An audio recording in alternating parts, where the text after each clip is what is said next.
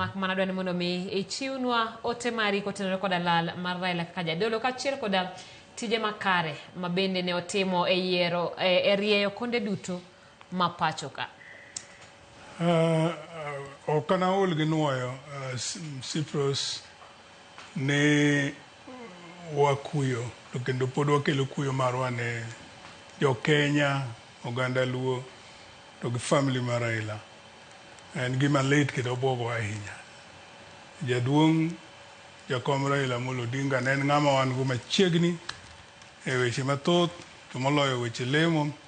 Ahero lemo ahinya. Kinde mathoth kata ka wadwa bedo gi function kamoro kaka party tinyalo yudo kochiwo ote ni isuru Bishop Abuka bi mondo en mobi yawonwa gi lemo.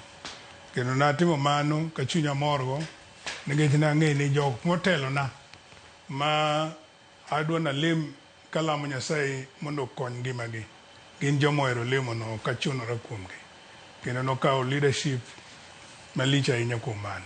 Adwa nakawo thuolo ni mar wacho ni lal mar jakom en goch malich ahinya. To Nyasaye kende manyalo pong'o fuok, ok wanyal puonje kaka obedo Nyasaye, ong'e kaka obedo Nyasaye, ong'eyo ni kama wuok to datim ang'o mondo akony ogandani, nikech mama namiyogi ni nokonyogi.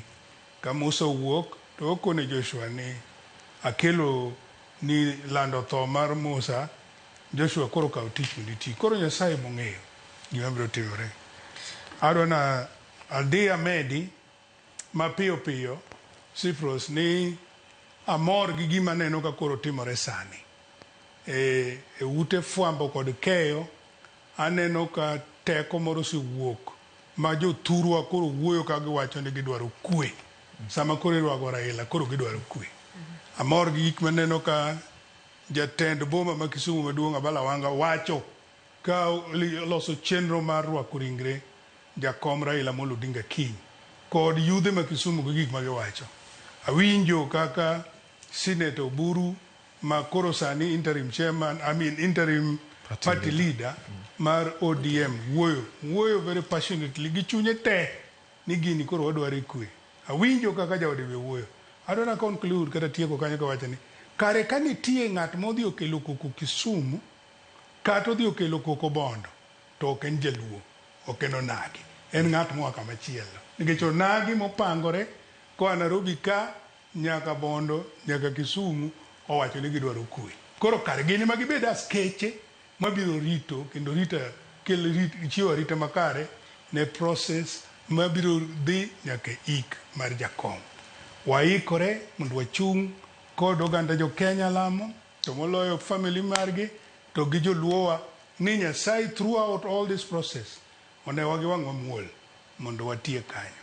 Ka ng'a yudo thuolo machielo pod nie chunya ka biro wacho to kaeto koro bende wadho ywe tadwa nago erokamano kuom thuolo maromo gi chiwo very special time mondo wawach weche manyalo riwo wi oganda wa. Sirkal ma Kenya motelne gi Dr. William Samoei Ruto otimo gima lich kendo otimo gima ber. Ochiwo ne Raila luor state funeral migi jo jesi pangore to mwandu sirkal tiye luor gi hera be tiye malich machalo kamacho. Yawa kaber to ber ni kata wan gi lit to waneno luor malich ahinya kokalo kuom sirkal. Erokamano nya jadolo adwa ni mondo mi agonyi kalore koda thuolo malach misebedo go ka. Erokamano nya kuom ne chopo